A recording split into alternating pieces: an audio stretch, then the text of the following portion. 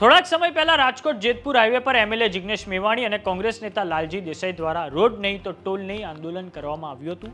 તો હવે દક્ષિણ ગુજરાતના નવસારીમાં જિલ્લા કોંગ્રેસ દ્વારા નેશનલ હાઈવે 48 પર પડેલા ખાડાને લઈને વિરોધ પ્રદર્શન કરવામાં આવ્યું છે.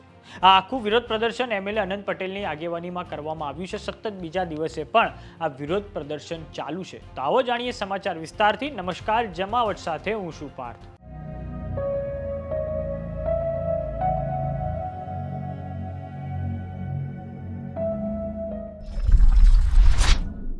નેશનલ હાઈવે 48 પર પડેલા ખાડાને લઈને નવસારી જિલ્લા કોંગ્રેસ દ્વારા ખૂબ આક્રમક વિરોધ પ્રદર્શન કરવામાં આવ્યું છે. આખું પ્રદર્શન વાંસદા ચીખલીના એમએલએ અનંત પટેલની આગેવાનીમાં થયું છે. આખું પ્રદર્શન બોરિયાજ ટોલનાકા ખાતે કરવામાં આવ્યું હતું. રોડ નહીં તો ટોલ નહીંના નારા સાથે આખું આંદોલન કરવામાં આવ્યું હતું. ટોલનાકા ખાતે કોંગ્રેસી કાર્યકરોએ વાહનોને અટકાવવા જતા તેમને પોલીસ સાથે પણ ઘર્ષણ થયું છે. કોંગ્રેસે માંગણી કરી છે કે જ્યાં સુધી ખાડાઓ પૂરવામાં નહીં આવે ત્યાં સુધી ટોલ ટેક્સ લેવામાં ના આવે.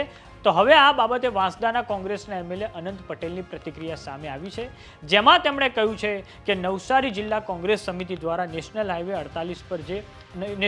48 જે અત્યંત બિસ્માર હાલતમાં છે તેના પર જે ટોલ ઉઘરાવવામાં આવી રહ્યો છે એનો વિરોધ કરવા માટે અમે પ્રદર્શન કરી રહ્યા છીએ. અમારી માત્ર બે જ માંગણી છે, જ્યાં સુધી રસ્તો ના બને ત્યાં સુધી ટોલ લેવાનો જરૂર નથી.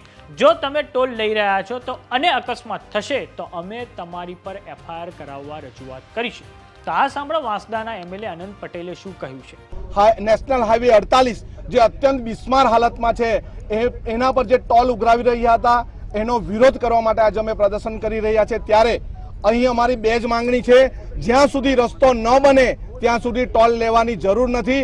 અને જો તમે ટોલ લઈ રહ્યા છો અને માર્ગ અકસ્માતમાં કોઈનું મૃત્યુ કે ઈજા થશે તો તમારા પર એફઆઈઆર નોંધવા માટે અમે પોલીસ અધિકારીને બી જાણ કરી છે. અમારી આ બે માંગણી થાય. રાજ્યમાં ખરાબ રોડ રસ્તાની હાલતને લઈને કોંગ્રેસ આક્રમક બની રહી છે. થોડાક સમય પહેલા રાજકોટ જેતપુર હાઈવે પર ઠેક ઠેકાણે ખાડાને લઈને કોંગ્રેસે ખૂબ મોટું આંદોલન કર્યું છે. આ માટે ધારાસભ્ય જિગ્નેશ મેવાણી અને પાલ આંબલિયા સહિતના નેતાઓ પ્રદર્શનમાં જોડાયા હતા, જેમાં માથા પર પાટા બાંધીને સૂત્રોચ્ચાર સાથે જબરજસ્ત વિરોધ પ્રદર્શન કરવામાં આવ્યું હતું. આ ઉપરાંત રાજકોટ કલેક્ટર કચેરીનો ઘેરાવ પણ કરવામાં આવ્યો હતો. વાત કરીએ સરકારની, તો રાજ્યમાં ખરાબ રોડ રસ્તાની હાલતને લઈને મુખ્યમંત્રી ભૂપેન્દ્ર પટેલે થોડાક સમય પહેલા એક ઉચ્ચ સ્તરીય મીટિંગ યોજી હતી. આ બેઠકમાં મુખ્ય સચિવ પંકજ જોશી, મુખ્યમંત્રીના સલાહકાર એસ રાઠોડ, મુખ્યમંત્રીના અધિક અગ્ર સચિવ Avantika Singh, commissioner of municipalities Ramya Mohan, OSD Dhiraj Parekh, માર્ગ મકાન સચિવ પ્રભાત પટેલિયા સહિતના અધિકારીઓ હાજર રહ્યા હતા.